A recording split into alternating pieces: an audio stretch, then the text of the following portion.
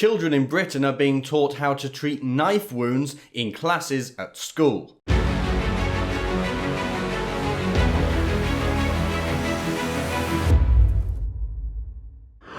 If you needed any more proof that Britain is experiencing a serious knife crime epidemic, then just look at this. Children are now being taught in school how to treat knife wounds. And I'm not joking, by the way. These are innocent young kids who should be learning about mathematics, history, how the world works, all that kind of stuff, language, the English language.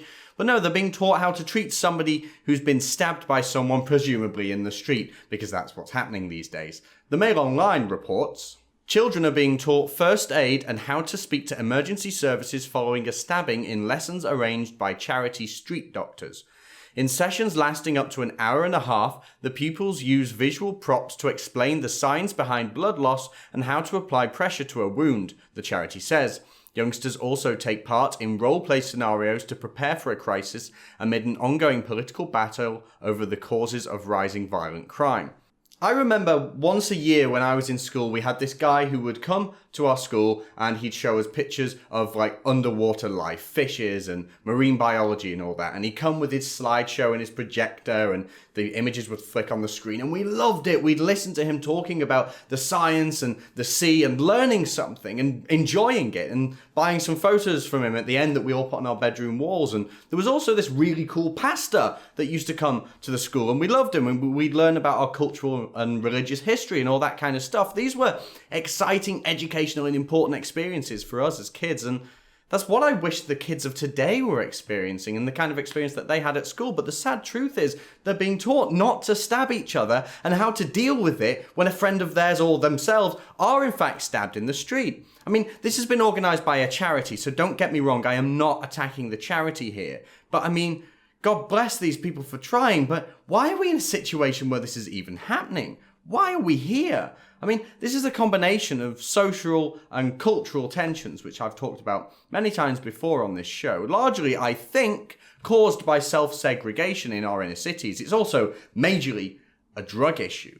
Now, Met Police Chief Cressida Dick has taken a lot of flack over this issue because she pointed out that middle-class drug users are actually to blame, but honestly, I think she's right about this because London's middle class do have a lot to answer for with this issue. London's middle class who buy drugs and think they're not contributing to the problem are the people who are paying for these problems to exist in the first place and the very reason why children are being taught not to stab each other and how to deal with each other when we are stabbed in their own schools.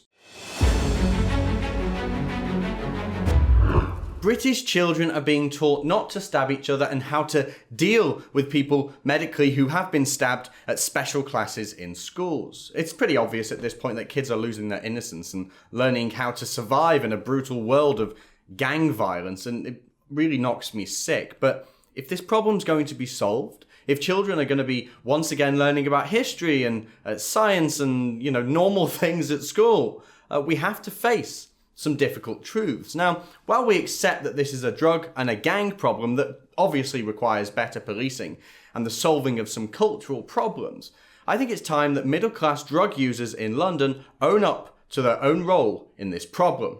Middle-class cocaine users in London who complain about how London's changing and how their kids are no longer safe on the streets are in many cases the same people who are actually funding this problem to begin with. If middle-class Bartholomew Taylor, who owns a £5 million house in Kensington, is buying cocaine while simultaneously he's complaining about violence in London, then I think he needs a bloody good kick up the arse, because if you buy drugs, you have no right to complain about the problems in London because you're funding it.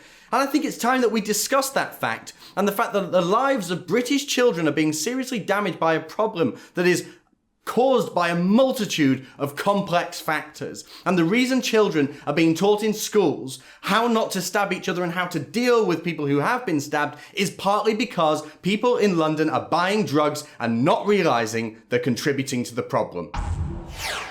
If you like that and want to see more, be sure to like and subscribe, and be sure to click that little bell button to make sure you never miss another video ever again.